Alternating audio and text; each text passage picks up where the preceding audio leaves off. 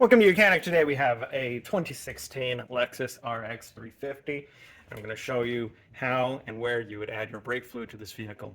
On our left-hand side of the vehicle, close to the firewall, we have our brake fluid reservoir right here. Our brake booster and brake caliper are located way back under here.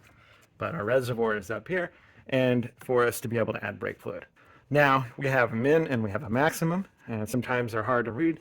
And so if you put a light to the side here through this plastic container, you'll be able to see where the level is, and we're actually more right in the middle.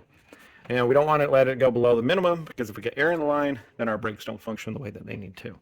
And this should be a fairly closed system, being that as the fluid goes down, it means that your brake calipers are being filled up, and that when it's getting down and definitely down to the minimum, if everything is working right, that's saying it's time to replace your brakes.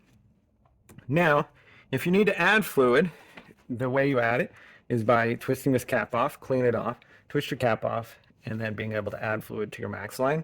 And this is a .3 fluid, brake fluid that you put in here. Once you fill it up, then go ahead and make sure you put your cap on nice and tight. We do not want moisture to be in this fluid. And if you are going to be doing a brake service, because it's time to do it, don't top this off until you're done replacing the brake fluid, or replacing the brakes, because you will be pushing that brake fluid back up into this system, and so you won't want to top it off and then overflow this when you push the brake fluid back.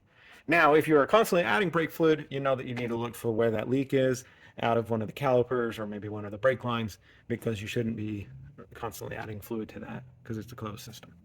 Thanks for watching Mechanic.